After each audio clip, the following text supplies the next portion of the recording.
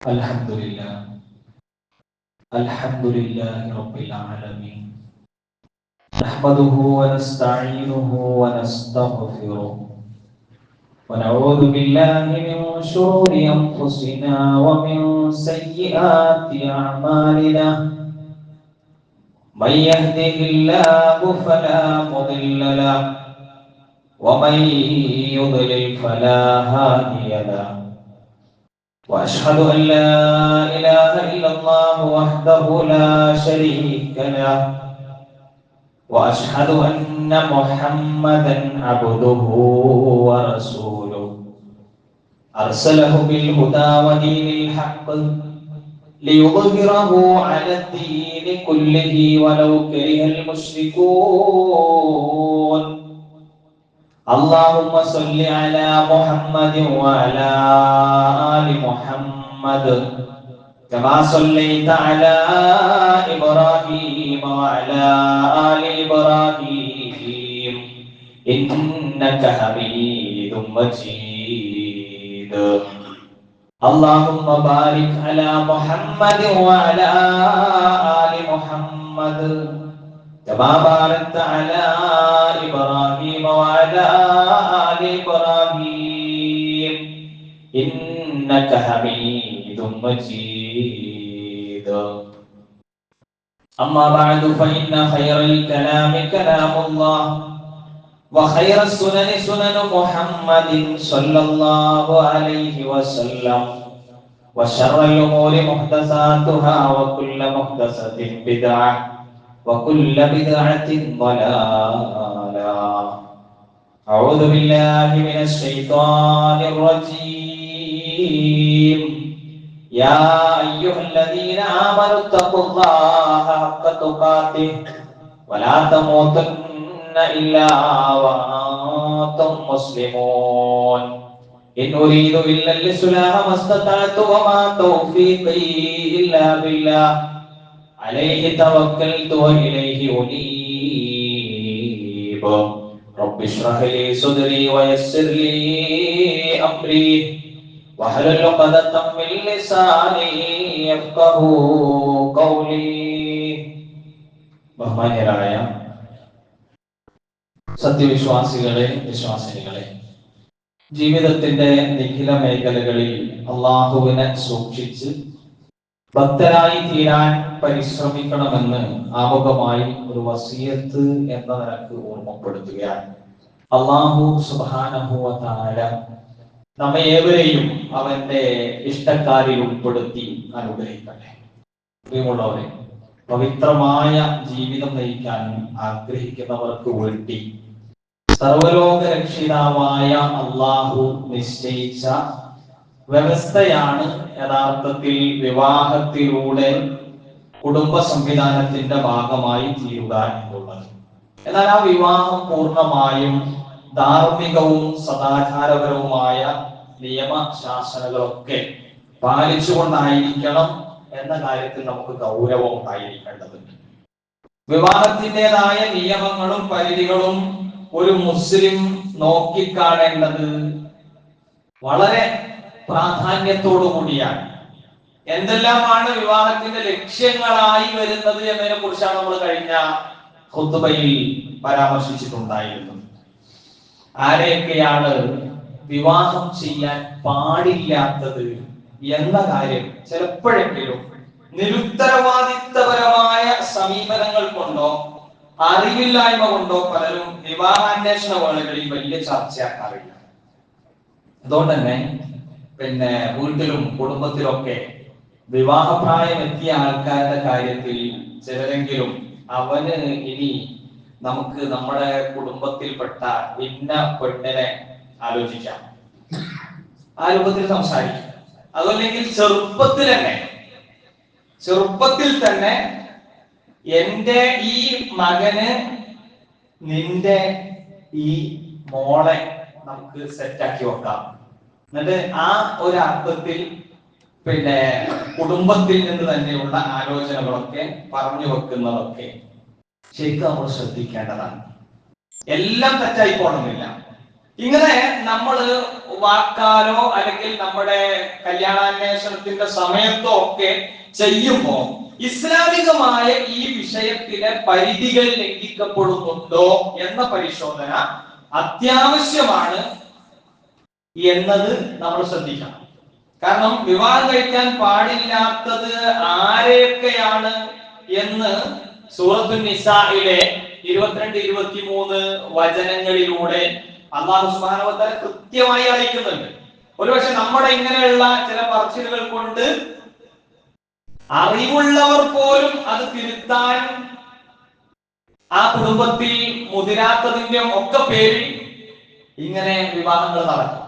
ആ വിവാഹങ്ങൾ നടക്കുമ്പോൾ ധാരാളം പ്രശ്നങ്ങൾ ഭൗതികമായി തന്നെ ഉണ്ടാവും. എന്നാൽ നമ്മളെ സംബന്ധിച്ചിടത്തോളം അത് മാത്രമല്ല നമ്മള് ആ വിവാഹത്തിൽ നിന്ന് പിന്മാറാൻ കാരണമാവേണ്ടത്. നമ്മൾ ആ വിഷയങ്ങളിലേക്ക് വരാം. അപ്പൊ നിഷിദ്ധമായ വിവാഹങ്ങളെ കുറിച്ച് പ്രാഥമികമായി നമ്മൾ അറിയേണ്ടത് അത് 2 രൂപത്തിലാണ് നമുക്ക് നിഷിദ്ധമായി തീരാം. നമ്മൾ വിവാഹവുമായി ബന്ധപ്പെടുത്തി പല വിധത്തിലും ആളുകളുടെ കൺസെപ്റ്റുകൾ മുന്നോട്ട് പോകാറുണ്ട്.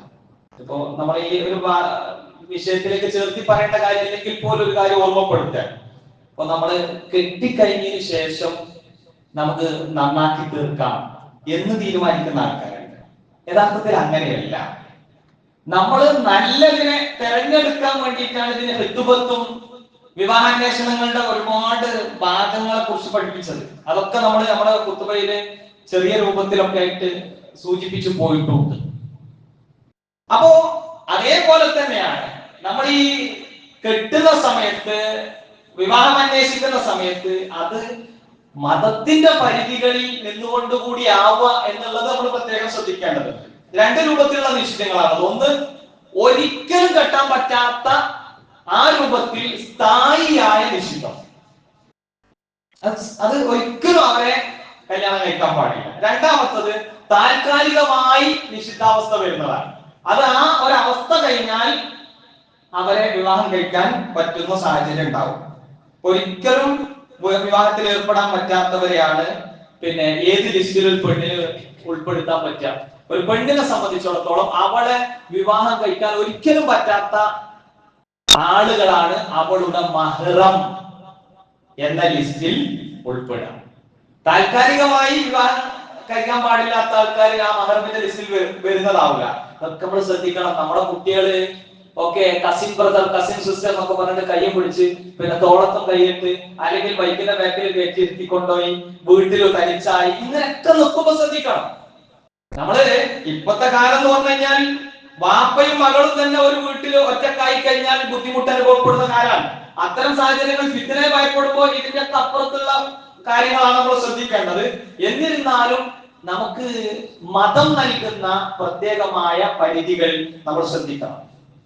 വിശുദ്ധ ഖുർആൻ പരിചയപ്പെടുത്തുന്ന ഒരിക്കലും വിവാഹത്തിൽ ഏർപ്പെടാൻ പറ്റാത്ത ആൾക്കാര്, അത്തരം സ്ത്രീകൾ ആരൊക്കെയാണ്? അത് 3 വിഭാഗങ്ങളാണ് അതിനകത്തുള്ളത്. വിവാഹബന്ധം നിശ്ചിതമായത് 2 രൂപത്തിലാണ് നമ്മൾ പറഞ്ഞു. അതിൽ ഒന്നാമത്തേല് ഒരിക്കലും പറ്റാത്തതില് 3 വരുന്നുണ്ട്. ഒന്ന് നസബ് എന്ന് പറയും, അഥവാ കുടുംബ ബന്ധം കൊണ്ട്, രക്തബന്ധം കൊണ്ടൊക്കെ നമ്മളിലേക്ക് അടുത്തിട്ടുള്ള പെണ്ണുങ്ങളാണ് ആ ഇനത്തിൽ വരുന്നത്. രണ്ടാമത്തത് റളാഅത്താണ്, അഥവാ മുലകുടിച്ചതിന്റെ കാരണമായി നമ്മളിലേക്ക് വന്നിട്ടുള്ള ബന്ധങ്ങളിൽപ്പെട്ട പെണ്ണുങ്ങളാണ്. അതേപോലെ തന്നെ മുസാഹറത്താണ് മൂന്നാമത്തത്. വിവാഹ ബന്ധങ്ങളിലൂടെ വാപ്പ കെട്ടി, മകൻ കെട്ടി, അങ്ങനെയൊക്കെ ആ രൂപത്തിൽ നമ്മളിലേക്ക് വന്നു ചേർന്നിട്ടുള്ള അങ്ങനെയുള്ള പെണ്ണുങ്ങളാണ്. ഓരോന്നും നമുക്ക് വളരെ ചുരുങ്ങിയ രൂപത്തിൽ, ഇതൊരു വിശദമായ സംസാരത്തിന്റെ സമയമല്ല, മറിച്ച് നമ്മൾ അറിഞ്ഞിരിക്കണം ഇങ്ങനെയൊക്കെ സംഭവമുണ്ട്. അതുകൊണ്ട് ഞാനിതൊക്കെ ആലോചിക്കണം. എന്റെ അന്വേഷണത്തിന്റെ സമയത്ത് എന്റെ വീട്ടിലൊന്നും ഉണ്ടാകുമ്പോ, എനിക്കൊന്ന് ആലോചിക്കുമ്പോ ഒക്കെ ഈ കാര്യം ശ്രദ്ധിക്കേണ്ടതുണ്ട്. അപ്പൊ കുടുംബ ബന്ധം അല്ലെങ്കിൽ രക്തബന്ധം വഴിയുള്ളത് വിശുദ്ധ ഖുർആൻ പറയാണ് സൂറത്തുൻ നിസായിലെ 23-ാമത്തെ വചനം, ഹുർരിമത അലൈക്കും, നിങ്ങളുടെ മേൽ ഹറാമാക്കിയിരിക്കുന്നു. അല്ലാഹു ഹറാമാക്കിയ കാര്യങ്ങളിൽ വളരെ ഗൗരവത്തിലാണ് നമ്മൾ കാണുന്നത്. അതിലേക്ക് നമ്മൾ അടുക്കാൻ പാടില്ല എന്ന് പറഞ്ഞിട്ട് അവിടെ ഒന്ന് പറഞ്ഞ എന്താണ്? ഉമ്മഹാത്തുക്കും, നിങ്ങളുടെ ഉമ്മമാർ. ഉമ്മമാർ എന്നാ പറഞ്ഞത്. ഉമ്മമാർ എന്ന് പറഞ്ഞാൽ എന്താ? എന്റെ സ്വന്തം ഉമ്മ, എന്റെ ഉമ്മാന്റെ ഉമ്മ, എന്റെ ഉപ്പയുടെ ഉമ്മ, അതേപോലെ തന്നെ അതിന്റെ മുകളിലേക്ക് എത്ര ഉമ്മമാരുണ്ടോ അവരെ നിങ്ങൾക്ക് വിവാഹം കഴിക്കാൻ പാടില്ല. ഇതൊക്കെ എന്തിനാ ചർച്ച ചെയ്യണത്? ആരെ പകരം കെട്ടാൻ പോണത്? അങ്ങനെ ഒരു സാധ്യത പിന്നെ നിലനിൽക്കുകയാണെങ്കിൽ, അങ്ങനെ ഒരു സാധ്യത വരികയാണെങ്കിൽ, അങ്ങനെ ഒരു കേസ് നമ്മുടെ മുമ്പിൽ വരികയാണെങ്കിൽ ഇവിടെ നമ്മളത് പാലിക്കേണ്ടതുണ്ട്. ജാഹിലിയ്യ കാലഘട്ടത്തിൽ ഈ സംസ്കാരം ഉണ്ടായിരുന്നു. സ്വന്തം ഉമ്മാന്റെ പിന്നെ ഉമ്മാനെ കെട്ടുക, ഉമ്മാനെ തന്നെ വാപ്പ മരിച്ചു കഴിഞ്ഞാൽ വിവാഹം കഴിക്കുക, ഇതൊക്കെ. അപ്പൊ അത് ഒരിക്കലും പാടുള്ളതല്ല. അപ്പൊ ഉമ്മമാർ എന്ന് പറഞ്ഞാൽ മുകളിലേക്ക് പോകുന്ന എല്ലാ ഉമ്മമാരും അതിങ്ങനെ രണ്ട് ഭാഗങ്ങളായിട്ട്, പനമ്മ മനമ്മ, അതിന്റെ മേലക്ക് ഇങ്ങനെ ഉള്ളത്. ഞാൻ ഈ ആക്ഷൻ കാണിക്കുമ്പോൾ ഒന്ന് ശ്രദ്ധിച്ചാൽ മതി, കറക്റ്റ് ആയിട്ട് ആ വിഷയങ്ങൾ നമുക്ക് മനസ്സിലാക്കാൻ പറ്റും. രണ്ടാമത്തത് പെൺമക്കളാണ്. പെൺമക്കൾ എന്ന് പറഞ്ഞാൽ എന്താ? ഒന്ന് സ്വന്തം മകള്, ആ മകളുടെ മകള്, പിന്നെ അതിന്റെ താഴേക്ക് എത്ര പേരെ കുട്ടികളായിട്ട് പെൺകുട്ടികൾ വരുന്നുണ്ടോ ആ രക്തബന്ധത്തിൽ വരുന്ന, അതൊക്കെ ഇങ്ങനെ താഴേക്ക് കവറും. ഉമ്മാരത് മേലേക്ക് പോകുമ്പോ പെൺകുട്ടികൾ താഴേക്ക് പോകും.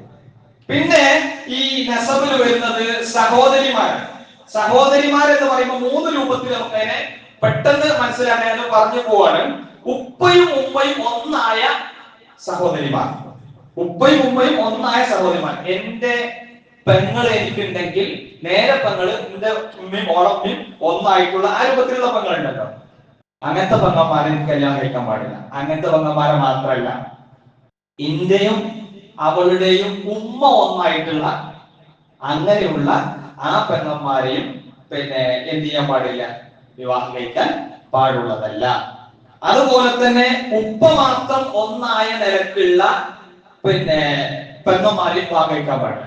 എന്റെ ഉമ്മ വേറെ, ഓളമ്മ വേറെ, ആ രൂപത്തിൽ എന്ന വാപ്പ ഒന്നായിട്ടുള്ള ആ രൂപത്തിൽ വരുന്ന ഇതൊക്കെ വലിയ ശൃംഖലയാണ്. നമ്മളൊക്കെ ഒരു പേപ്പറിൽ വരച്ചു നോക്കുക, ആരെയൊക്കെ എനിക്ക് വിവാഹം കഴിക്കാൻ പറ്റൂല.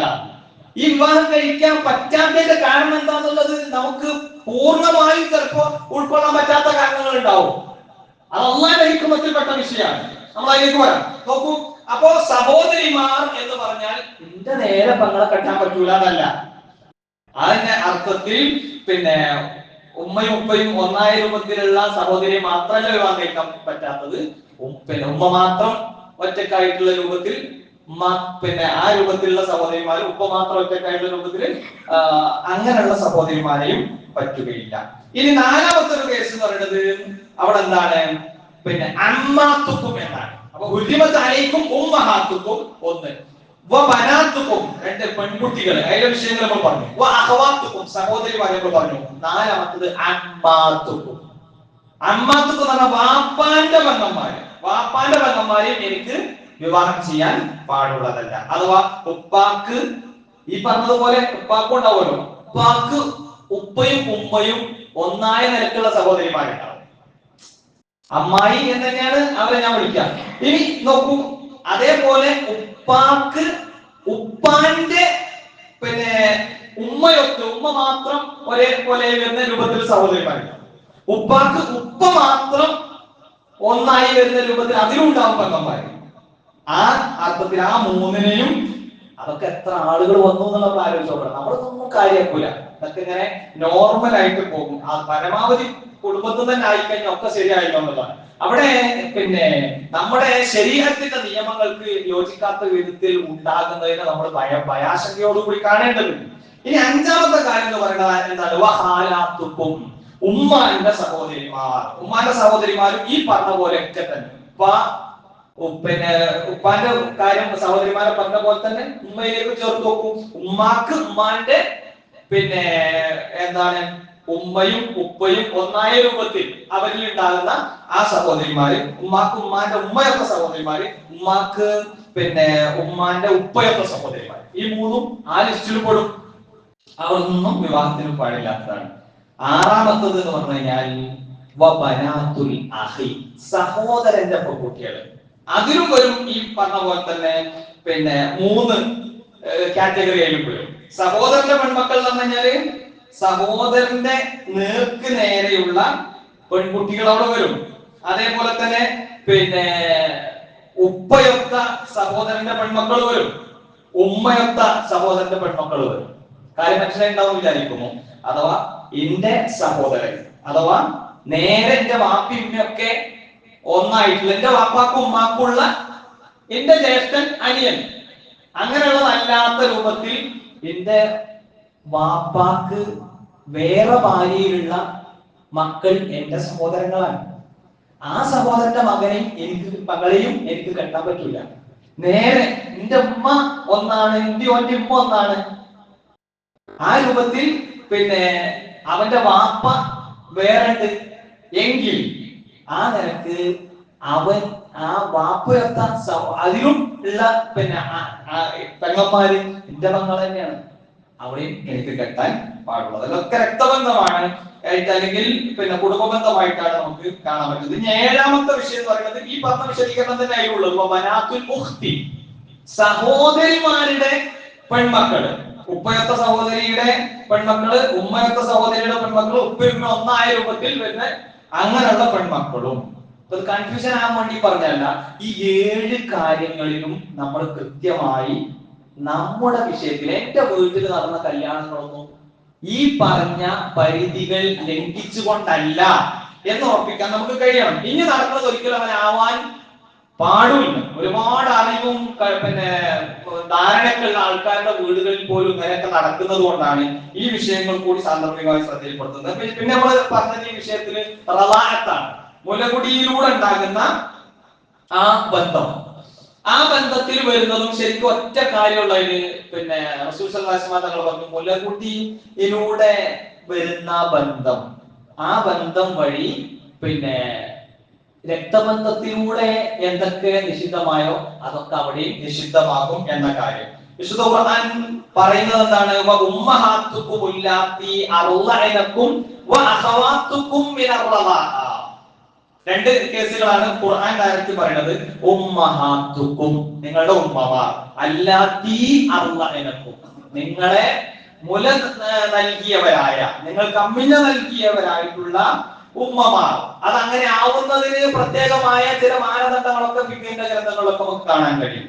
അപ്പോ മുലപ്പാല് കൊടുക്കേണ്ടുന്നതായ എന്നൊക്കെ പറയുന്ന ആ സമയത്ത് 5 തവണ പാല് ചുരത്തിയെങ്കിലാണ് ആ രൂപത്തിൽ ഉമ്മയുടെ ഇനത്തിലേക്ക് വരിക എന്നതൊക്കെ നമുക്ക് കാണാൻ കഴിയും.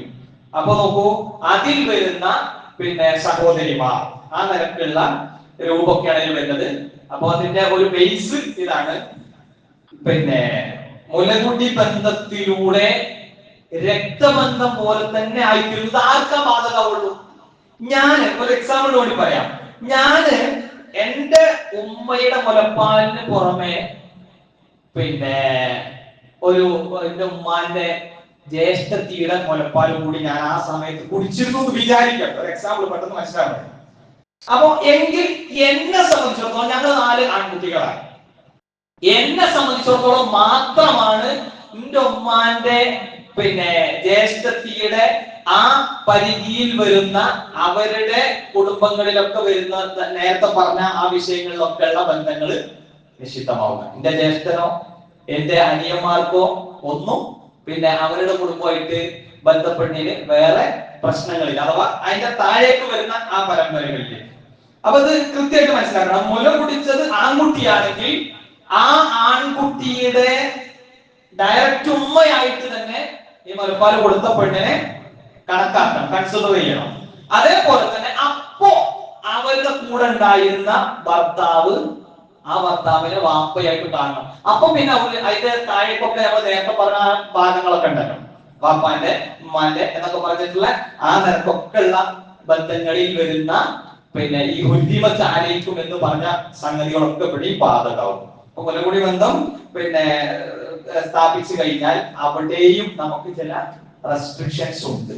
നമ്മളിതൊന്നും ഗൗരവത്തിൽ കാണൂല. എത്രയോ കുടുംബങ്ങൾ ഇതൊക്കെ അങ്ങനെ എന്താ പറയുക, ഇതിൽ മെയിൻ ആയിട്ടുള്ള കൺസെപ്റ്റ് എന്താന്ന് വെച്ച് കഴിഞ്ഞാല്, ഇവിടെ ധാർമ്മികതയെ കൃത്യമായി എന്ത് ചെയ്യണം, ഉൾക്കൊള്ളാൻ നമുക്ക് സാധിക്കണം. എന്റെ കുടുംബത്തിൽപ്പെട്ട ആളുകളെ ഞാൻ ആ കുടുംബ ബന്ധം എന്ന നിരക്കന്നെ എനിക്ക് കാണാൻ പറ്റേണ്ടതുണ്ട്. അതൊരു വൈഡായിട്ടുള്ള ഒരു ഏരിയയാണ്. ഇത് എന്റെ വിവാഹത്തിലൂടെ ഉണ്ടാവേണ്ടത് പുതിയൊരു ബന്ധമാണ്. അപ്പൊ ആ നിലക്കും എനിക്ക് ചില എന്താവുന്നു ഞാൻ ഡയറക്റ്റ് വിവാഹം കഴിക്കാൻ പറ്റാത്ത കാര്യങ്ങളൊക്കെ വരുന്നത് വെച്ചാൽ ഈ മൊറാലിറ്റിയുടെ സൈഡാണ് ഇതിൽ മെയിൻ ആയിട്ട് നമ്മൾ ശ്രദ്ധിക്കാൻ വേണ്ടി അള്ളാഹു താല്പര്യപ്പെടുന്നത്. പക്ഷെ നമുക്ക് എല്ലാം മനസ്സിലായിക്കോണമെന്നില്ല. ഞാനത് ആവർത്തിച്ച് പറയുന്നത് എന്താണെന്ന് വെച്ച് കഴിഞ്ഞാൽ ഇതിലൊക്കെ പല യുക്തിവാദികളും പല രൂപത്തിലും ഇതിനൊക്കെ എന്താ പറയാ ഇസ്ലാമിന്റെ ഒരു പ്രശ്നമായി കാണിക്കാറുണ്ട്. അപ്പോ എന്നാൽ തന്നെ നമുക്ക് എന്ത് ചെയ്യാൻ പറ്റും, എന്താ പറയാ ജനറ്റിക് ഡിസോർഡർ സംബന്ധമായ കാര്യങ്ങളൊക്കെ നമ്മൾ ഡയറക്റ്റ് നമ്മൾ മനസ്സിലാക്കുന്നതാണ്. ഇത്തരം കേസുകളിൽ വിവാഹം നടന്നു കഴിഞ്ഞാൽ മക്കൾ ഉണ്ടാകുമ്പോൾ വൈകല്യങ്ങൾ ഉണ്ടാകുന്നത് ആ രൂപത്തിലൊക്കെ നമുക്ക് ആ വിഷയങ്ങളെ ഉൾക്കൊള്ളാൻ സാധിക്കും. ഇനി മൂന്നാമത്തെ വിഷയം നല്ല മുസാഹറയാണ്. അഥവാ വിവാഹ ബന്ധത്തിലൂടെ എനിക്ക് എന്താ പറയാ നിഷിദ്ധമാകുന്ന ഞാൻ കല്യാണം കഴിക്കാൻ പിന്നെ പ്രശ്നമാകുന്ന ചില കാര്യങ്ങളുണ്ട്. അവിടെ ഖുർആൻ പറയുന്നത് ഉമ്മഹാത്തു നിസാഇക്കും, നിങ്ങൾ കല്യാണം കഴിച്ച പെണ്ണുങ്ങളെ ഭാര്യമാരുടെ മാതാക്കൾ, അതാണ് ഒരു വിഷയം. ഭാര്യമാരുടെ മാതാക്കളെ നിങ്ങൾക്ക് വിവാഹം കഴിക്കാൻ പാടില്ല. പിന്നെ പറയുന്ന വിഷയം എന്താണ്, വറബാഇബുക്കും അല്ലാത്തി ഫീ ഹുജൂരിക്കും മിൻ നിസാഇക്കും അല്ലാത്തി ദഖൽതും ബിഹിന്ന ഫഇല്ലം തകൂനു ദഖൽതും ബിഹിന്ന. ഓക്കേ, ഇനി അവിടെ പറയുന്ന സംഗതി എന്താ വെച്ച് കഴിഞ്ഞാൽ വിവാഹം കഴിച്ച പെണ്ണിന് പെൺകുട്ടികൾ ഉണ്ടായിരുന്നു, അല്ലെങ്കിൽ മകളുണ്ടായിരുന്നു. നിങ്ങളുടെ ഭാര്യയുമായി നിങ്ങള് ശാരീരിക ബന്ധങ്ങൾ, ആ കെട്ടിയ പെണ്ണായിട്ട് നിങ്ങൾ ശാരീരിക ബന്ധത്തിൽ അവരായിട്ട് വീട് കൂടിയിട്ടില്ല, ശാരീരിക ബന്ധത്തിൽ നിങ്ങൾ ഏർപ്പെട്ടിട്ടില്ല, എന്നാ കല്യാണം കഴിച്ചിട്ടുണ്ട്. അപ്പോ നിങ്ങള് ശാരീരിക ബന്ധത്തിൽ ഏർപ്പെടാത്ത കേസാണെന്നുണ്ടെങ്കിൽ അവൾക്ക് വേറെ ഭർത്താവിന് മകളുണ്ടെങ്കിൽ ആ മകളെ നിങ്ങൾക്ക് കെട്ടാം. അല്ല, നിങ്ങള് ഈ പറഞ്ഞ പോലെ നിക്കാഹിന്റേതായിട്ടുള്ള ആ കാര്യങ്ങളൊക്കെ പൂർത്തീകരിച്ചിട്ടുണ്ട് എങ്കിൽ ആ പെണ്ണിന്റെ നിങ്ങളുടെ വൈഫിന്റെ നേരത്തെ ഉള്ള മകളെ നിങ്ങൾക്ക് പിന്നെ വൈഫ് മരണപ്പെട്ടാലും കെട്ടാൻ പാടില്ല. അപ്പൊ തന്നെ കെട്ടുന്നതിനെ പറ്റുമല്ലോ പറഞ്ഞത്. അത് കഴിഞ്ഞാലും പിന്നെ അങ്ങനെ ഒരു പരിപാടി. ഇതൊക്കെ കുറച്ച് കാലങ്ങൾക്ക് മുമ്പ് വരെ നാട്ടിലൊക്കെ ഒരുപാട് നടന്നിരുന്ന കാര്യമാണ്. ഇത് ഇങ്ങനെ അങ്ങോട്ട് ഒരാൾ ഉണ്ടാക്കിയാൽ അങ്ങോട്ട് പോവുക, ഒരു സിമ്പിൾ ആയി സാധനങ്ങൾ ഇങ്ങനെ പോവുക. അപ്പൊ ആ നിനക്ക് പറ്റൂല. ഇനി അതേപോലെ തന്നെ വിഷയം പറയണത് അറിയോ, നിങ്ങളുടെ സുൽബുകളിൽ നിന്ന് അഥവാ നിങ്ങളുടെ സ്വന്തം ആൺകുട്ടികൾ കെട്ടിയ പെണ്ണുങ്ങളെ, നിങ്ങളെ മരുക്കളുണ്ടല്ലോ, ആ മരുമക്കളെ അവര് മരിച്ചു കഴിഞ്ഞാൽ, നിങ്ങളുടെ മക്കൾ മരിച്ചു കഴിഞ്ഞാലും അവരെ സംരക്ഷിക്കാൻ നിങ്ങളെ കണ്ട് ഏറ്റെടുക്കാൻ നിൽക്കരുത്. അതേപോലെ തന്നെ ആ മരുമക്കളുടെ മക്കളുടെ പെൺകുട്ടികൾ ഒന്നും പറ്റാത്ത സംഗതിയാണ്. അവർ തൊലാക്ക് ചെയ്താൽ ആണെങ്കിൽ പോലും എന്ത് ചെയ്യാൻ പാടില്ല, അവരെ നിങ്ങൾ വിവാഹം ചെയ്യാൻ പാടുള്ളതല്ല. അതേപോലെ തന്നെ സൂറ നിസാഇന്റെ ഇതിന്റെ തൊട്ട് മുമ്പത്തെ ആയത്തിൽ നമുക്ക് കാണാൻ പറ്റും, വലാ തൻകിഹു മാ നകഹ ആബാഉകും മിനൻ നിസാഇ ഇല്ലാ മാ ഖദ് സലഫ് ഇന്നഹു കാന ഫാഹിഷതൻ വമഖതൻ വസാഅ സബീല. വലിയ അപരാധമായിട്ട് പറയാണ്, വാപ്പാര് വിവാഹം കഴിച്ച സ്ത്രീകളെ, നിങ്ങളെ നയക്കുമ്പൊന്നല്ല, പക്ഷെ വാപ്പാര് വിവാഹം കഴിച്ച സ്ത്രീകളെ വാപ്പ മരിച്ചു കഴിഞ്ഞാൽ നിങ്ങൾ എന്ത് ചെയ്യരുത്, അവരെ സംരക്ഷിക്കാൻ തന്നെ നിങ്ങളത് ഏറ്റെടുക്കാൻ നിൽക്കരുത്. അപ്പൊ നമ്മളെ സംബന്ധിച്ചിടത്തോളം ഈ കാര്യങ്ങളൊക്കെ ഗൗരവത്തിൽ ശ്രദ്ധിക്കാൻ പ്രേരിപ്പിക്കേണ്ടതായ ഒരു ഘടകം എന്താന്ന് വെച്ച് കഴിഞ്ഞാൽ ഇസ്ലാമിക ശരീഅത്തിന്റെ ഭാഗമാണ് എന്ന് മനസ്സിലാക്കിക്കൊണ്ടായിരിക്കണം. മാത്രമല്ല, ശരീഅത്ത് ഒരിക്കലും മനുഷ്യ പ്രകൃതിക്ക് വിരുദ്ധമായത് ഒരിക്കലും വിലക്കൂല. ഇസ്ലാമിക ശരീഅത്ത് മനുഷ്യബന്ധിതമാണ്. അതൊരിക്കലും മനുഷ്യന് ഇഷ്ടമില്ലാത്തത് അല്ലെങ്കിൽ മനുഷ്യന് എന്താ പറയാ ആവശ്യമുള്ള കാര്യം അല്ല വിലക്കുന്നത്. ക്ലിയർ ആയോ? പക്ഷെ നമുക്ക് അപ്പൊ ചിലപ്പോ തോന്നിയേക്കാം ഇത് ഇത്രയും വലിയൊരു സൗകര്യം ഉണ്ടായിട്ടും പടച്ചോൻ എന്തിനപ്പോ അത് വിലക്കിയത്. ആ ചോദ്യം പാടുള്ളതല്ല എന്നാണ് നമുക്ക് മനസ്സിലാക്കാൻ സാധിക്കുന്നത്. നമുക്ക് അറിയാവുന്ന വിഷയങ്ങളിൽപ്പെട്ടാണ് നേരത്തെ പറഞ്ഞ പോലെ ജനറ്റിക് ഡിസോർഡറും അതുപോലെ തന്നെ കുടുംബങ്ങളിൽ തകർച്ച. വല്യപ്പി പറയാം അങ്ങനെയൊക്കെ തന്നെ മതി, ഏത് വയറും മുതുകൊക്കെ കേട്ട് കഴിഞ്ഞാലും നമ്മക്ക് ഇങ്ങനെയൊക്കെ നടത്തിയാൽ മതി, ഓർക്കത് പറഞ്ഞു നടന്നാൽ പോലെ എന്നൊക്കെ കരുതിയിട്ട് വല്യപ്പൊക്കെ പറഞ്ഞേനെ ദീനുൽ ഇസ്ലാമുമായിട്ട് ബന്ധമില്ലാത്ത കാര്യങ്ങളിലേക്ക് നമ്മൾ വലിച്ചു കൊണ്ടുവരുന്നത്. ആ വല്യപ്പാക്കും വല്യമാക്കും ഒക്കെ തന്നെ അല്ലെങ്കിൽ കുടുംബങ്ങളിലെ ബാക്കിയുള്ള ആൾക്കാർക്കൊക്കെ തന്നെ ബുദ്ധിമുട്ടുണ്ടാവും. ഇവര് തമ്മിൽ എന്തെങ്കിലും ഒരു സൗന്ദര്യപ്പണൊക്കെ ഉണ്ടായി പിരിഞ്ഞു പോയി കഴിഞ്ഞാൽ ആ കുടുംബം മൊത്തം കുട്ടിച്ചോറാവും. ഞാനത് വെറുതെ പറഞ്ഞല്ല, ഇതിന്റെ ഒക്കെ കൃത്യമായ ധാർമ്മികമായ പ്രശ്നങ്ങൾ, മോറൽ ഇഷ്യൂസ്, അതാണ് വളരെ പ്രധാനപ്പെട്ടത്. നമ്മളെ സംബന്ധിച്ചിടത്തോളം ശരീഅത്തിന്റെ നിയമങ്ങൾ പാലിക്കാൻ ഒരു തടസ്സം ഉണ്ടാകാൻ പാടില്ല. അന്ന് റസൂൽ ഒരു കാര്യം പറഞ്ഞോ, അതെനിക്ക് മനസ്സിലായോ, ആ കാര്യങ്ങളിൽ മനസ്സിലായതാണെങ്കിൽ പിന്നെ നമ്മൾ അതിനെ ബൈക്കെടുക്കാൻ പാടില്ല. അപ്പൊ സ്ഥിരമായി തന്നെ വിവാഹം കഴിക്കാൻ പാടില്ലാത്ത മറ്റൊരു കേസും കൂടി സൂറത്തുൽ നൂറിൽ നമുക്ക് മനസ്സിലാക്കാൻ പറ്റും. അള്ളാഹുവിന്റെ ശാപം ഉണ്ടാകട്ടെ എന്ന് പറഞ്ഞിട്ട് ഭാര്യ ഭർത്താക്കന്മാര് പ്രത്യേകം അങ്ങോട്ടും ഇങ്ങോട്ടും ഡയറക്റ്റ് വ്യഭിചാരം നടത്തി കഴിഞ്ഞാൽ അവര് പറയുന്ന ഒരു സാക്ഷി ഉണ്ടല്ലോ. അതിനുശേഷം ഒരാള് തന്റെ ഭാര്യയെ തൊലാക്ക് ചൊല്ലി കുറച്ച് കഴിഞ്ഞപ്പോ ഓനെ മനസ്സിലായി ഞാനിപ്പോ ഒരു വലിയൊരു അപരാധമാണ് ചെയ്തത്, ഇനി ഓളെ തന്നെ ഒരിക്കലും പിന്നെ അവളെ വിവാഹം കഴിക്കാൻ പാടില്ല. ഞാൻ പെട്ടെന്ന് പറഞ്ഞു പോയതാണ്. അതേപോലെ ഇനി നമ്മൾ രണ്ട് രീതികൾ ഉണ്ട് എന്ന് പറഞ്ഞാൽ, ഒന്ന് ഫുള്ളായിട്ടുള്ളത് നമുക്ക് മഹറമായിട്ട് ഒരു പെണ്ണിനെ സംബന്ധിച്ചിടത്തോളം മഹറമായി വരുന്ന കേസുകളാണ് നമ്മൾ നേരത്തെ പറഞ്ഞ കാര്യങ്ങളിലൊക്കെ ഉൾപ്പെടുന്നത്. ഇനി വരുന്നത് എന്ന് പറഞ്ഞു കഴിഞ്ഞാൽ താൽക്കാലികമായി വിവാഹബന്ധം പാടില്ലാത്ത ലിസ്റ്റിൽ വരുന്നത് എന്താ? അതിന് തൽക്കാലം ഇപ്പം ഭാഗം പിന്നെ നമ്മൾ ഓരോരുത്തരും പഠിക്കുക. ഇതിപ്പോ ഇങ്ങനെ പറഞ്ഞുകൊണ്ടൊന്നും പൂർണ്ണമായിട്ട് അതിന്റെ വ്യക്തത വന്നോളന്നില്ല. കൃത്യമായിട്ട് പഠിക്കുക. നമ്മള് ഇതിന്റെ സൂചനകൾ മാത്രമേ നൽകിയിട്ടുള്ളൂ. അപ്പൊ ഇദ്ദയിലിരിക്കുന്ന ഒരു പെണ്ണിനെ സംബന്ധിച്ചിടത്തോളം ആ ഇദ്ദ കഴിയാത്തടത്തോളം അവളെ കല്യാണം കഴിക്കാൻ പാടില്ല. അപ്പൊ അതിനർത്ഥം അവളെ തീരെ കെട്ടാൻ പാടില്ല. ഇദ്ദയിലിരിക്കുന്ന പെണ്ണിന്റെ ഇദ്ദ കാലയളവ് അത് 3 മാസം അല്ലെങ്കിൽ 3 ശുദ്ധികാലം, അതല്ലെങ്കിൽ 4 മാസം 10 ദിവസവും. അത് ഭർത്താവ് മരണപ്പെട്ട കേസിൽ, അതല്ലെങ്കിൽ പിന്നെ സ്ത്രീ പിന്നെ എന്താ പറയാ തൊലാക്ക് ചെയ്യപ്പെട്ട ഇനത്തിലൊക്കെ വരുന്ന ഭാഗമാണ്. അപ്പൊ വിശദമായിട്ടുള്ള രൂപത്തിലേക്ക് പോകണില്ല. ഇനി 2 സഹോദരിമാരെ ഒരുമിച്ച് വിവാഹം കഴിക്കുന്നതിനെ എന്ത് ചെയ്തിട്ടുണ്ട്? വിലക്കിയിട്ടുണ്ട്. അത് താൽക്കാലികമാണ്. അഥവാ ഒരു പിന്നെ എന്റെ ഭാര്യയുടെ സഹോദരി ഉണ്ടെന്ന് വിചാരിക്കാം. എന്റെ ഭാര്യ മരണപ്പെട്ടതിന് ശേഷം എനിക്ക് വേണമെങ്കിൽ ആ സഹോദരി വിവാഹം കഴിക്കാം. രണ്ടാളും ഒരുമിച്ച് ആകാൻ പാടില്ല. അപ്പൊ അത് താൽക്കാലിക നിഷിദ്ധമാണ്. മറ്റൊരാളുടെ ഭാര്യയായിരിക്കെ ഒരു പെണ്ണിനെ വിവാഹം കഴിക്കുക എന്ന് പറയുന്നതും ഒക്കെ ഒളിച്ചോട്ടത്തിന്റെ കാലഘട്ടത്തിൽ നമ്മൾ ജീവിച്ചുകൊണ്ടിരിക്കുന്നത്. ഇവിടെ നമുക്ക് ചാറ്റ് ചെയ്യാനും പ്രശ്നമില്ല, വേറെ ഇൻസ്റ്റാഗ്രാമും ഫേസ്ബുക്കും ഒന്നും നമുക്കൊരു പ്രശ്നമില്ല. അവിടെയൊക്കെയാണ് ഈ വിവാഹത്തിന്റെ കാര്യത്തിൽ പോലുള്ള റെസ്ട്രിക്ഷൻ പറയുന്നത്. നമ്മൾ എത്ര ഗൗരവത്തിൽ ആലോചിക്കണം. അപ്പൊ അല്ലാഹു സുബ്ഹാനഹു വ തആല ആ നിലയ്ക്ക് ചിന്തിക്കാനും ആലോചിക്കാനും ഇതൊക്കെ ദീനിൽ അധിഷ്ഠിതമായി മുന്നോട്ട് പോകുമ്പോൾ എനിക്കൊരു കൺകുളിരും അതിനകത്ത് ഉണ്ടാകും എന്ന് മനസ്സിലാക്കാനും ഒക്കെയുള്ള നല്ല ബുദ്ധി നമുക്ക് എല്ലാവർക്കും പ്രദാനം ചെയ്ത് അനുഗ്രഹിക്കുമാറാവട്ടെ. അൽഹംദുലില്ലാഹ് അല്ലദീ ഹദാനാ ഇലൽ ഇസ്ലാം സ്വല്ലല്ലാഹു അലാ നബിയിനാ മുഹമ്മദി വആലിഹി വസഹ്ബിഹി അജ്മഈൻ. ഏറെ ബഹുമാന്യരായ സഹോദരങ്ങളെ സഹോദരിമാരെ, ഒരിക്കൽ കൂടി അല്ലാഹുവിനെ സൂക്ഷിച്ച് ഭക്തരായി തീരാൻ പരിശ്രമിക്കണമെന്ന് ഓർമ്മപ്പെടുത്തുകയാണ്, വസിയത്ത് ചെയ്യുകയാണ്. നമ്മള് 2-3 ആഴ്ചയായിട്ട് എല്ലാ ഖുതുബകളുടെയും അവസാനത്തിൽ അസ്മാഉൽ ഹുസ്നകളെ കുറിച്ചാണ് ചർച്ച ചെയ്തിരുന്നത്. നമ്മള് ഇന്ന് മറ്റൊരു ഭാഗത്തേക്ക് നീങ്ങാണ്. നമുക്കൊക്കെ അറിയാം, നമ്മുടെ ക്യാമ്പസുകളിലും അതുപോലെ തന്നെ നമ്മുടെ സാമൂഹിക പരിസരങ്ങളിലൊക്കെ ഇന്ന് ആഘോഷങ്ങൾ ഏതോ ആവട്ടെ, ഇപ്പൊ ഒരു ക്രിസ്തുമസിന്റെ പശ്ചാത്തലത്തിലാണോ നമ്മളുള്ളത്, ആഘോഷങ്ങൾ ഏതായിരുന്നാലും ശരി അതിനൊരു വൈബ് ഉണ്ടാക്കി തീർക്കുക എന്നൊരു ലെവലിലേക്ക് പോകാന്നിട്ടുണ്ട്. ഞാനതിന്റെ ചില ഭാഗങ്ങൾ മാത്രം പറയാണ്. യെസ് ഓർ നോ എന്ന് തീരുമാനിക്കേണ്ടത് നമ്മൾ ഓരോരുത്തരും. ഞാനതുകൊണ്ട് പറയുന്നില്ല. അപ്പൊ ഓരോ കാര്യത്തിലും ഇവിടെ എന്താണ് പ്രശ്നങ്ങൾ എന്ന് പരിശോധിക്കുമ്പോൾ മനസ്സിലാക്കേണ്ടത്, ഒരു പിന്നെ മതവിഭാഗത്തിന്റെയും ആഘോഷങ്ങളെ നമ്മൾ എന്ത് ചെയ്യാൻ പാടില്ല, ആക്ഷേപിക്കാനോ അവരുടേതായിട്ടുള്ള പ്രത്യേക പിന്നെ സംവിധാനങ്ങളെ, അവരുടെ പിന്നെ ദൈവങ്ങളായി അവർ കാണുന്ന കാര്യങ്ങളെ ഒന്നും നമ്മൾ എന്ത് ചെയ്യാൻ പാടില്ല, ഉപദ്രവിക്കാനോ ആ രൂപത്തിൽ നമുക്ക് അനുവാദമില്ല.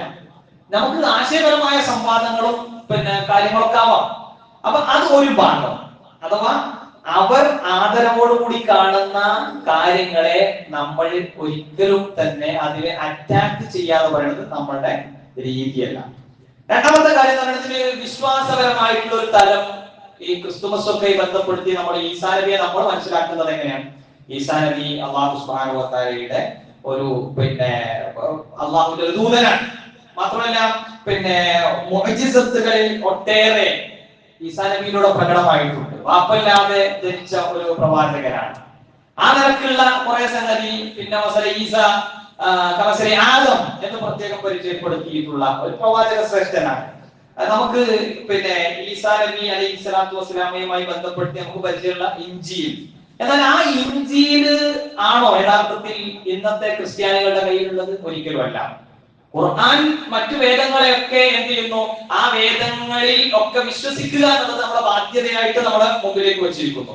എന്നാൽ ഈ സർവവേദ സത്യവാദവും ബാക്കി കാര്യങ്ങളും പിന്നെ പ്രോത്സാഹിപ്പിക്കുന്ന മതമല്ല ഇസ്ലാം. മറിച്ച് അതിനൊക്കെ കണിശമായി നിഷേധിക്കുന്നു. ഇപ്പോ ലോകാവസാനം വരെ നിലനിൽക്കുന്നതിന് ഉള്ള ഗ്രന്ഥം വിശുദ്ധ ഖുർആനാകുന്നു. മറ്റേതൊക്കെ ആ കാലങ്ങളിൽ മാത്രം ഒതുങ്ങുന്നതായിരുന്നു. അതോടുകൂടി ആ പ്രശ്നം തീർന്നു. എന്നാൽ ഇൻജീലിൽ നമ്മൾ വിശ്വസിക്കേണ്ടതുണ്ട്. ഇൻജീലിന്റെ സത്യങ്ങളല്ല അതിനകത്തുള്ളൂ. ഇപ്പോ പൂർണ്ണമായും അങ്ങനെയല്ല എന്ന് നമുക്ക് എല്ലാവർക്കും അറിയാം. അത് അവർ പോലും അംഗീകരിക്കുന്ന വിഷയം. അപ്പൊ പിന്നെ ക്രൈസ്തവരുടെ അടിത്തറ എന്താണ്? അവരെ സംബന്ധിച്ചിടത്തോളം അവർ പിന്നീട് അവരുടെ അജണ്ടയാക്കി മാറ്റിയത് ട്രിനിറ്റിയാണ്, ത്രിയേകത്വമാണ്. വിശ്വാസപരമായിട്ട് ത്രിയേകത്വത്തെ അംഗീകരിക്കാൻ ഏകദൈവ സിദ്ധാന്തത്തിനുള്ളിലുള്ള ഒരാൾക്ക് ഒരിക്കലും പറ്റില്ല. മാത്രമല്ല എന്ന് ഖുർആൻ പ്രത്യേകം സൂറത്ത് അഹ്ഖാഫിൽ പരാമർശിച്ച വിഷയമാണ്. അവരുടെ നാവുകളിൽ നിന്ന് വരുന്ന ഏറ്റവും വലിയ കളവാണ് അല്ലാഹു പുത്രനെ സ്വീകരിച്ചു എന്നുള്ളത്. അപ്പൊ വിശ്വാസപരമായ ആ ഒരു പ്രശ്നം അതിനകത്തുണ്ട്. പിന്നെന്താ അറിയോ, നമ്മളവിടെ നടന്നുകൊണ്ടിരിക്കുന്ന ആഘോഷങ്ങളിലൊക്കെ നമ്മളെ ആൾക്കാര് പിന്നെന്താ പറയാ, ക്രിസ്ത്യൻ വീടുകളിൽ പോയിട്ട് നമുക്ക് ഭക്ഷണം കഴിക്കുന്നതിന് എന്താ പ്രശ്നം? പിന്നെ ഹിന്ദുവിന്റെ വീട്ടിൽ പോയിട്ട് നമുക്ക് ഭക്ഷണം കഴിക്കുന്നത്, അതൊക്കെ നമ്മൾ പ്രോത്സാഹിപ്പിക്കേണ്ട വിഷയം. ഏത് പറഞ്ഞാൽ അവരുമായിട്ടുള്ള മൈത്രി ബന്ധങ്ങളിൽ യാതൊരു പ്രശ്നം ഉണ്ടാകാൻ പാടില്ല.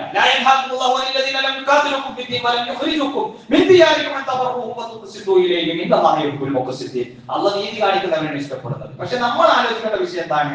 നമുക്ക് വിശ്വാസപരമായിട്ടുള്ള ആ കാര്യങ്ങൾ എന്താണ്, അവർ നമ്മൾ തമ്മിലുള്ള വ്യത്യാസം എന്നുള്ളത് അവരെയും അറിയിക്കേണ്ട ബാധ്യത നമുക്കുണ്ട്. ഒരു പക്ഷേ അവരെ അറിവില്ലാത്തതുകൊണ്ടാണ് അവിടെ നിൽക്കുന്നുണ്ടെങ്കിൽ അത് മൂലം ഇങ്ങോട്ട് വരാൻ കാരണമായി തീരും. അപ്പോ പിന്നെ ഒരു ക്രിസ്തുമസിന്റെ ആഘോഷ കമ്മിറ്റി ആകാൻ നമുക്ക് പറ്റുമോ? ഒരിക്കലും പറ്റൂല. ആഘോഷ കമ്മിറ്റി ആവാൻ ഉള്ള അധികാരം നമുക്കില്ല എന്ന് മാത്രമല്ല, അതിനകത്ത് വേറെന്തൊക്കെ കാര്യങ്ങളാണ് വരുന്നത് അറിയോ? റസൂൽ പറഞ്ഞത് നിങ്ങൾ കൂടെ കൂടികളാകരുത്. നിങ്ങൾ ഒരിക്കലും ഒരു ടീം ഇങ്ങനെ ചെയ്യുമ്പോൾ വൈബുണ്ടാക്കാൻ വേണ്ടി ഓരോ കൂടെ പോകരുത്. അതിന് നന്മട്ടോ ഓരോ കൂടെ കൂടാം. ഒരു തിന്മയുടെ കൂടെയാണോ നമ്മൾ അവിടെ ഇല്ലാന്ന് കൃത്യവും കണിശവുമായ നിലപാട് നിങ്ങൾക്ക് രൂപപ്പെടുത്താൻ സാധിക്കേണ്ടതുണ്ട് എന്ന് പരിശുദ്ധ റസൂൽ സ്വല്ലല്ലാഹു അലൈഹി വസല്ലം പറഞ്ഞിട്ടുണ്ട്. ഇനി വേറെ ഇസ്ലാമിൽ തത്വം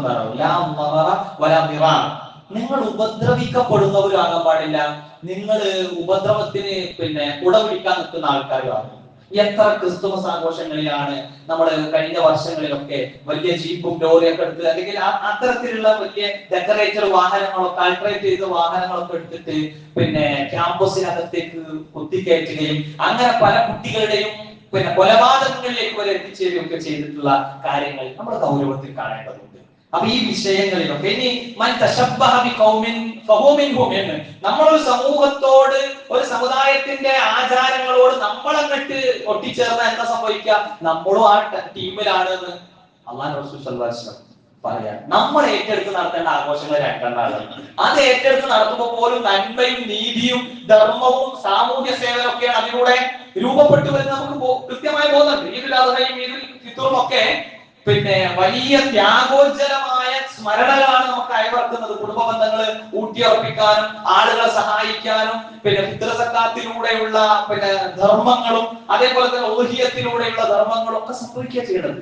അപ്പൊ ആഘോഷങ്ങൾ പോലും ഒരു മനുഷ്യരെ സംബന്ധിച്ചിടത്തോളം, മുസ്ലിമായ മനുഷ്യരെ സംബന്ധിച്ചിടത്തോളം ആഘോഷങ്ങൾ ആർമാദിക്കാനുള്ളതല്ല, ആഭാസങ്ങൾ കൊണ്ട് പിന്നെ പ്രയാസപ്പെടുത്താനുള്ളതല്ല. നടത്തുന്ന ആൾക്കാര് ആരായിരിക്കണം? അത് മതത്തിന്റെ ആൾക്കാരൊക്കെ അത് ഓരോ ഇഷ്ടമാണ്. അതിന് ഓരോ നടത്തുന്നതിന് നമ്മൾ ഒരിക്കലും മൈക്കും കെട്ടിയിട്ട് ഒരു സാധനവും പറയേണ്ട ആവശ്യമില്ല. ഇത് അതിന്റെ അസല് ഇന്ന രൂപത്തിലാണ് നമുക്ക് പറഞ്ഞു കൊടുക്കണം. അതിന് പ്രശ്നമില്ല. അല്ലാഹു സുബ്ഹാനഹു വ തആല നാം ഈ കാര്യങ്ങളെ മനസ്സിലാക്കാൻ, നമ്മളെ വരയിലൊന്നും പോകുന്ന കുട്ടികൾ ഇങ്ങനെയൊന്നുമില്ല. പ്രത്യേകിച്ച് സാന്താക്ലോസും അതേപോലെ തന്നെ ഈ രൂപങ്ങളൊക്കെ കെട്ടി വേഷമൊക്കെ കെട്ടി അതൊക്കെ എത്രമാത്രം ഗൗരവമുള്ള കാര്യമാണെന്ന് നമ്മൾ ആലോചിക്കേണ്ടതുണ്ട്. അല്ലാഹു സുബ്ഹാനഹു വ തആല നമുക്ക് യഥാവിധി ശരീഅത്തിന്റെ നിയമങ്ങളെ മനസ്സാൽ നമുക്ക് ഏറ്റെടുക്കാൻ പറ്റുന്ന, അത് എനിക്കൊരു ബുദ്ധിമുട്ടും അതിനകത്ത് എനിക്കില്ല എന്ന് കൃത്യമായി ധാരണയുള്ള ആൾക്കാരുടെ കൂട്ടത്തിൽ നമ്മളെല്ലാവരെയും ഉൾപ്പെടുത്തി അനുഗ്രഹിക്കുമാറാവട്ടെ. പ്രിയമുള്ളവരെ, നമ്മുടെ ജീവിതത്തിലൊക്കെ അറിഞ്ഞും അറിയാതെയും രഹസ്യ പരസ്യ ജീവിതങ്ങളൊക്കെ സംഭവിച്ചു പോയിട്ട് ഒരുപാട് തെറ്റുകുറ്റങ്ങൾ എല്ലാം നാളെ നമുക്ക് വിട്ടുപുറത്ത് മാപ്പാക്കി തരുമാറാവട്ടെ. നമ്മുടെ കൂട്ടത്തിൽ ധാരാളം വിഷമതകൾ അനുഭവിക്കുന്ന ആളുകളുടെ വിഷമങ്ങളൊക്കെ അല്ലാഹു ദൂരീകരിച്ചു കൊടുക്കുക അനുഗ്രഹിക്കുമാറാവട്ടെ. ഒരുപാട് ആളുകളുടെ കടങ്ങൾ നമ്മളൊക്കെ പിന്നെ മനസ്സിലാക്കുമ്പോൾ വലിയ പ്രയാസത്തിലാണ് അവർ എന്ന് നമുക്ക് ഉൾക്കൊള്ളാൻ സാധിക്കും. പല കാരണങ്ങൾ കൊണ്ടായിരിക്കാം ഒക്കെ ഉണ്ടായത്. റബ്ബേ അവരൊക്കെ ഖേദിച്ചു മടങ്ങാൻ തയ്യാറാകുന്ന സ്ഥിതിക്ക് റഹ്മാൻ റഹീമായ റബ്ബേ അവരുടെയൊക്കെ കടബാധ്യതകൾ ഹലാലായ മാർഗത്തിലൂടെ പരിഹരിക്കാൻ അവർക്ക് നീ ഒരു മഹ്റജ് സംവിധാനം ഏർപ്പെടുത്തി കൊടുക്കണേ നാഥ. അല്ലാഹുവേ മരണപ്പെട്ടു പോയ ഞങ്ങളുടെ ബന്ധുമിത്രാദികൾ ഗുരുനാഥന്മാർ ആദർശ ബന്ധുക്കൾ മഗ്ഫിറത്തും മർഹമത്തും അവർക്ക് എല്ലാവർക്കും നീ പ്രദാനം ചെയ്ത് അനുഗ്രഹിക്കണേ നാഥ. ഞങ്ങളെയും അവരെയും നീ നിന്റെ ജന്നാത്തുൽ ഫിർദൗസിൽ ഒരുമിച്ച് കൂട്ടി അനുഗ്രഹിക്കണേ നാഥ.